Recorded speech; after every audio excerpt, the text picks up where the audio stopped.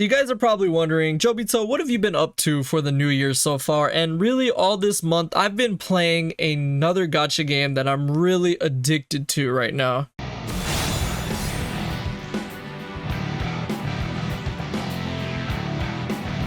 That's right, I'm talking about Bleach Brave Souls. Now, this is a gacha game that a lot of you might know about. It's been around for a long time. It's actually older than Blazing was, but this game, I've been addicted to it, guys. I've been playing it all month long, and literally, it reminds me a lot of Blazing, and that's why I wanted to share this with you guys. If you have not played this game yet, I'm telling you, you gotta get into it. If you loved Blazing, it's a lot similar in that ways. Now, I'm not gonna talk about which game was better or whatever like that. That's not the point of this. I love this game because it feels a lot like Blazing was, but it does have its own spin on things, and I'm not gonna be making Brave Souls videos. That's not what this is about.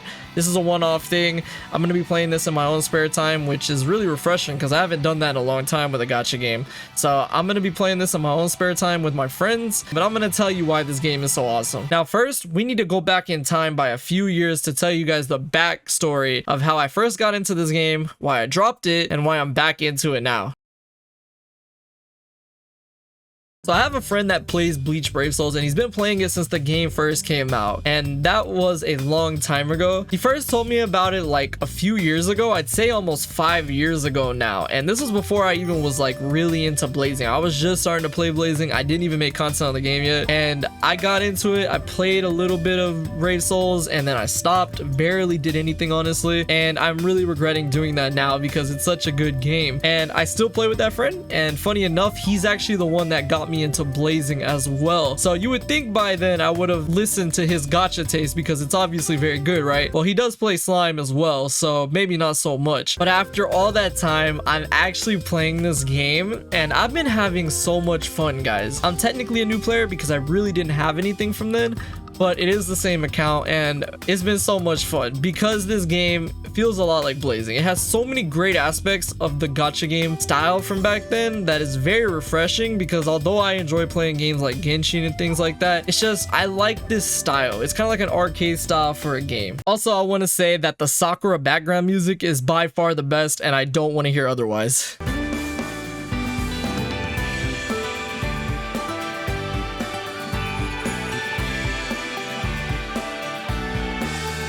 So how's this similar to Blazing? Well, it's got a lot of great modes, a lot of great features, starting with the events. It's got like story, it's got events just in general, it's got raids, it's got co-op, you have limited time quests, which are things that are just out for a limited time, of course, things like the point events, which I really love. It feels a lot like what Phantom Castle was, where you grind up through the different points and you get rewards the higher you go. I've been pretty fortunate with the bonus characters I've had, but you just pretty much keep grinding whichever one you want to do for typing or whatever, and you'll get rewards for each run, and you can do a maximum of 10 runs each time, and each run gives you a reward selection from the lottery. But the higher up you go in points, you'll get rewards similarly to, like I said, Phantom Castle, and once you get finished with all of them, you'll be done. There's quite a bit of rewards you can get from this, and it's a really cool event, honestly. There's also your standard quests that you grind materials for to level up characters, things like that. My favorite being Clone's Bonanza.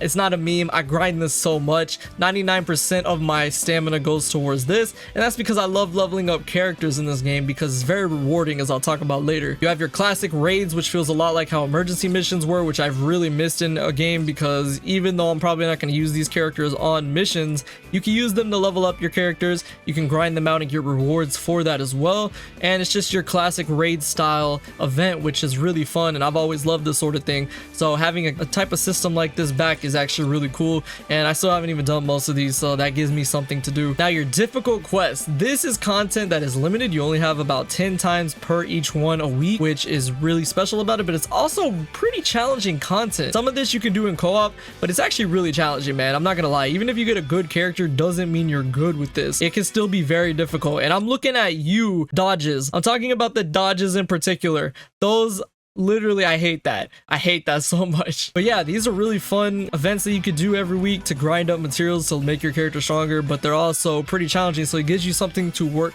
towards while you're getting stronger at the game. You have Senkaimon, but it's not really here right now at the time of making this. That's pretty much like Phantom Castle and Ninja Road put into one.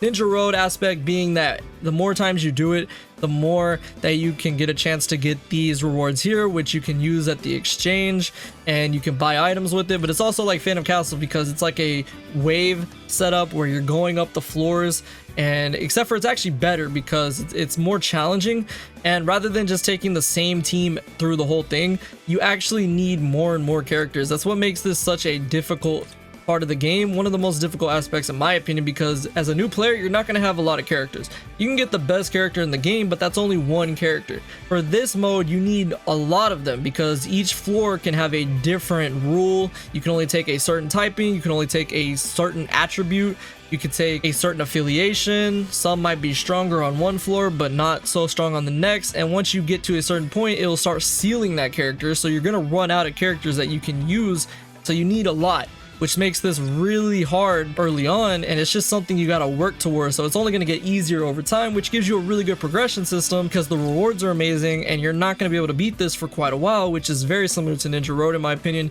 Then you have epic raids, which is really fun. Oh wait, you guys weren't supposed to see that. Like I was saying, we have epic raids. Now this is a really fun mode. It's pretty much like Super Impact was, but it's a lot better, and this is something that this game does great, is co-op. The co-op in Brave Souls is very unique. There's actually a reason to do it, because when it comes to epic raids, you're not going to be able to beat this solo, at least under legit means. You're not going to be able to do this solo. You have to play with a lot of players to go ahead and do it, and it changes every day. You can have one typing one day, another typing the next, and every month the boss changes as well. So in my case, I'm pretty much out of materials, honestly, at this point to really grind for. I just have to do the rest of these real quick. But once I'm done with this, is there a reason to keep playing it? Well, yes, there actually is, because the typing that it depends on will give you these potions and other things, and these are really kind of hard to come by materials in bulk, at least. Like, you only get a set amount from here, and grinding the other missions even with a drop character is going to take quite a while. So if you keep doing the epic raid typing for that type, you will get these potions in bulk, which is, it gives you a reason to keep grinding. Even once you've maxed out all of these, you can keep doing the mission and it'll just give you these for free anyway, depending on the typing, which is really cool. It gives you an aspect to keep playing it, and it just raises the replayability so much. And I know what you're thinking, okay, so it's got co-op, it's a raid, that's some pretty high praise from you, right, Jobito? But no, it gets even better than that. This game does something I haven't seen in any other gacha game. Most gacha games, you have like 3, 4 maybe characters you can do this with. You can run this raid with 6 players total. That's pretty crazy, man. That's pretty crazy. This means if you have 5 other friends, you guys can all get down on this mission together, which is a lot of fun. And you can even see what everybody's bringing and just check out what they're using. It's really, really cool. It's such a great system. And like I said, I don't know of any other gacha game I've ever played where you can play with this many people. Like literally, even in Genshin with a gigantic open world, you can only play with 4 people total. I can run this mission with 5 other players, but 6 of us total.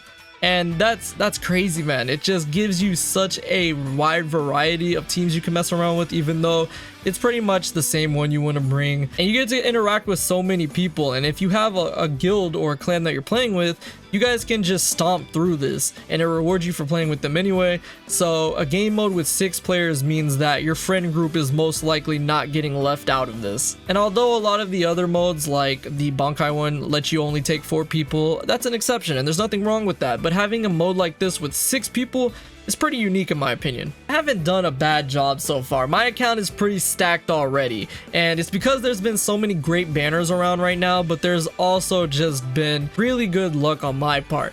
So I actually got this Ichigo before the Brave Fest came out. That's the 7th anniversary Ichigo, which is an amazing character. 1000-year Blood War Ichigo, amazing. The Toshiro, which is new. Saji is new. I have some really good typing around the board, which is really nice. Like, my account's pretty stacked so far, just only playing it for like about a month. I'm doing pretty good. And as a new player, a free-to-play new player also, you get so many rewards. Like, this game gives you so much starting out. And I'm gonna stay free-to-play on it because that's just how I usually like to do with gacha games anyway. And I'm not going to be penalized. This game is very generous. It's giving me some good luck. I have like Transcendence 2 Toshiro, Transcendence 2, which is pretty much your dupe of Ichigo, and I even have some good accessories, and the accessory system in this game is really good too. This is pretty much like gear. If you're thinking about like Grand Cross, this is like your gear system, and it's actually really easy. I love Genshin for what it does, but the artifact system is very bad in that game because you can get 1,000 artifacts of the same typing and they can all be rubbish because it comes down to RNG that's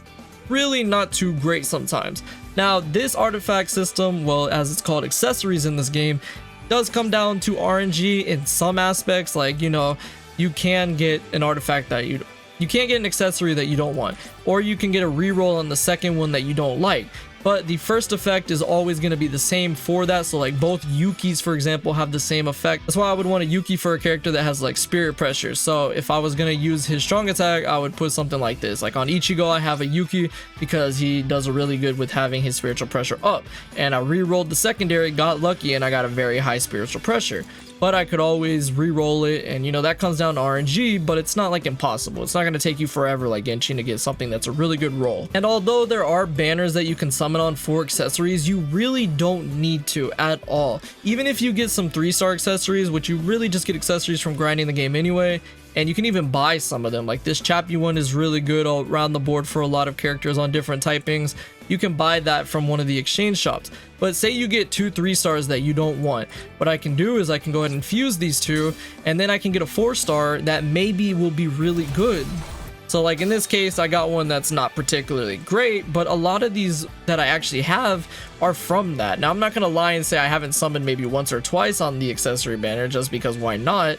But the main thing I'm trying to say here is that yes, there is an RNG aspect to these, but it's nowhere near as bad as some other gacha games. It's actually really amazing. The accessory system in this game is great. You can get so many of these from just using other ones that you don't want, from just getting lucky, or even like I said in the case of Chappie, you can buy that from one of the exchanges as it is. It's just a really great system. You can get these pretty easily and then just re-roll it with the paintbrushes, which you get from events anyway, to get a really good substat, and it's not too hard. It's a really rewarding grind because once you finally get that thing you want, it is a good feeling, but it's not impossible either. Now I love Genshin for what it is, but only having like maybe 30 to 45 stars just doesn't give you enough to summon for and to really make it feel like you're collecting a lot. This reminds me a lot of Blazing, whereas there's like almost 2,000 or something. There's a lot of characters in this game. There's a lot of characters. Just like how Blazing has so many characters, you're never gonna run out of getting new characters here, especially as a new player,